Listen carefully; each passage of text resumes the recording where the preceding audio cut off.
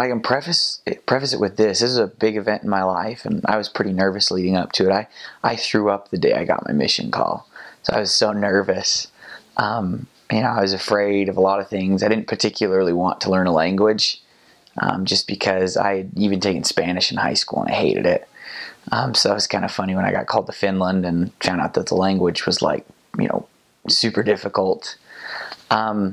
I read the scriptures a lot before I went into the MTC. I had finished the Book of Mormon several times, and it really, really helped, because when I got into the MTC and they'd give us this personal scripture study, instead of trying to read the scriptures to learn them or to understand them or to figure out the stories, I kind of already knew that, and I was able to really read just to learn. That was a pretty neat experience. I was able to get a lot of insights in the 2.5 months that I was in the MTC. I probably learned more about the scriptures there than anywhere else. So that's what I kind of try to tell kids, is make sure you know the scriptures. They didn't preach my gospel as much before I went into the MTC as they probably do now. There were a lot of people that kind of would say things like, oh, that's really a missionary tool. It's not going to help you a lot as a pre-missionary. And I don't know if I completely agree with that. I think it's a good thing to be familiar with that as well. Especially the lessons.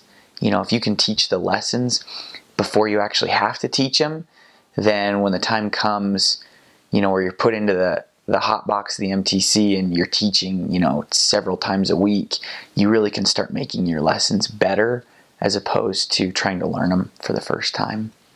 I loved the MTC. It was, I look back at it now as probably one of the most fun times of my life. I'm still in contact with people that I met there, both people that went to Finland as well as people that went to completely other missions. I just ran into a kid a couple weeks ago that went to Des Moines, Iowa, but we were in the same MTC district, and we remembered each other's names. We sat down and talked for a half hour. It was just a lot of fun.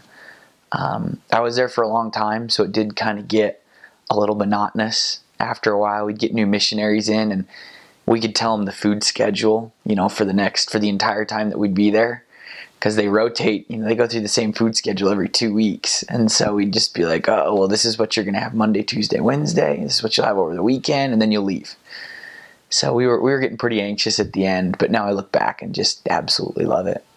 We would always joke. We used to wish that there was an MTC for returning missionaries that was supposed to help you get back into the real world. Unfortunately, there's not, though. So you get a lot of advice from a lot of people. Everybody's going to tell you something, and a lot of times it's going to be completely different.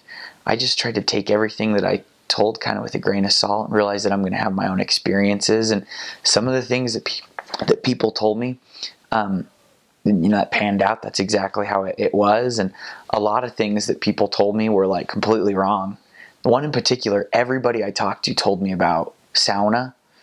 One of my teachers from high school served in Finland. One of my best friend's dad served there. And all they would tell me about was sauna. And I found out in the MTC that missionaries weren't allowed to do it anymore. And I was devastated for a good 3 days, because that was every positive thing I heard was about that. And then I found out oh, I don't get to do it. So just remember what, you're going to have some of the similar experiences that people tell you, but you're going to have some radically different ones as well.